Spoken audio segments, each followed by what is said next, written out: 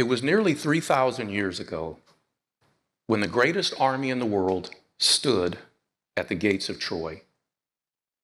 For 10 long years, they tried to destroy this city. 10 years of siege, bloodshed, and loss. Then suddenly, one morning, the Greeks, they were gone. And all they left behind was a giant wooden horse. Now, some folks thought it was a gift. Others argued it was a trap. But the people of Troy, they were swept up in relief, joy, pride. They felt victorious. They felt safe. They felt like the war was over. So they listened to their feelings and they dragged the giant horse inside the city gates. Now, later that night, while the people slept, a group of Greek soldiers crept out of the belly of that horse, opened the city gates, and burned Troy to the ground. In the end, Troy didn't fall from brute force. Troy fell from a feeling. It fell because emotion opened the gate. And the truth is, we're doing the same thing today, only the horse looks a little different. But we're letting feelings, not facts, drive our decisions. In our families, in our businesses, and in our communities, emotion has become the new truth. Proof, evidence, no longer required. As long as you feel strongly enough and have a deep enough commitment.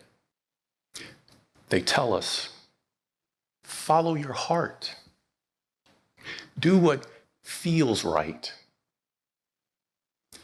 But here's the problem with that.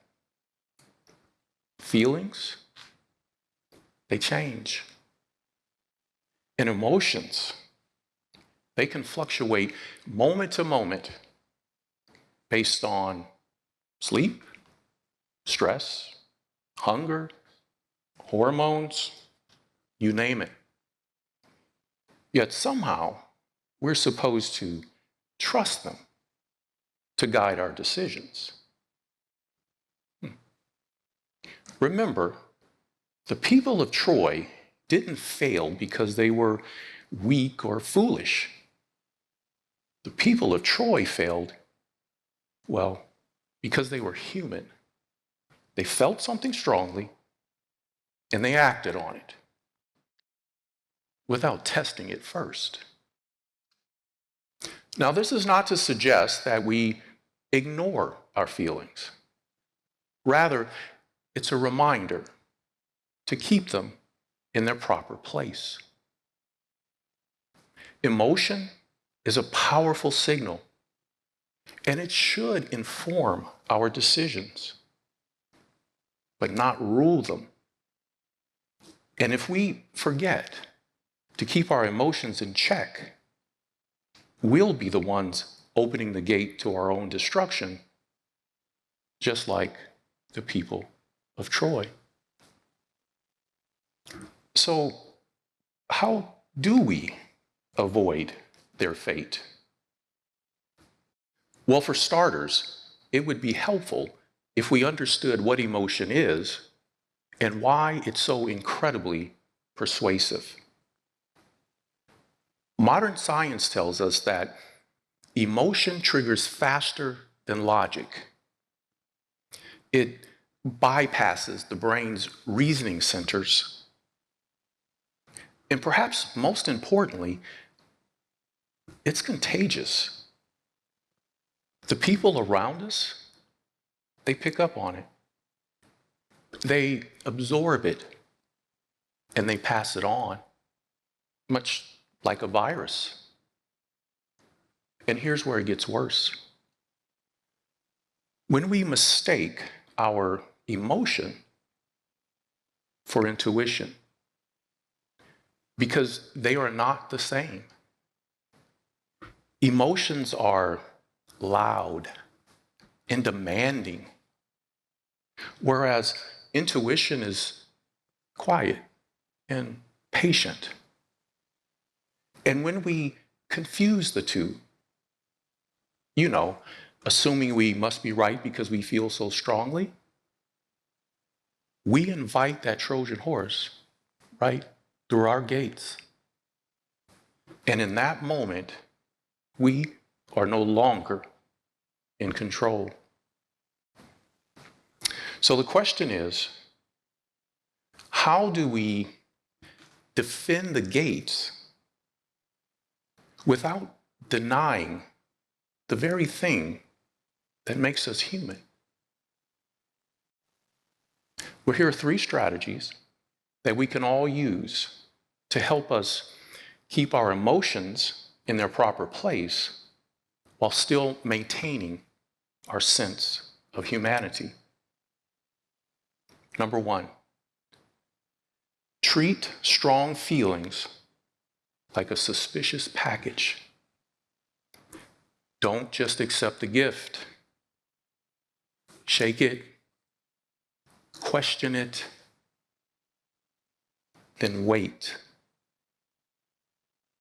Number 2, use emotion like a thermometer, not a steering wheel. It's okay to let it tell you the temperature. Not okay to let it drive. And lastly, number 3, feed your intuition with wisdom. Because we can't really trust our gut if we're feeding it junk. So ditch the clickbait and the doom scrolling and surround yourself with truth and facts. See, the story of the Trojan War is more than just mythology. It's a warning. Troy didn't fall because it lacked strength. Troy fell because it mistook emotion for truth. And the scary part, today, we're doing this at scale with algorithms that constantly feed us outrage. Leaders who speak only to feelings, and decisions that are made in moments of passion with little regard for principle. We are pulling that horse into our homes, our workplaces, and our schools every single day. And we're celebrating it. So here's my challenge to all of us. Be the gatekeeper. The next time you feel strongly, take a deep breath and just pause. When the people around you are overreacting and losing their minds, step back and reflect on the things that you know to be true. And when the world tells you to follow your heart,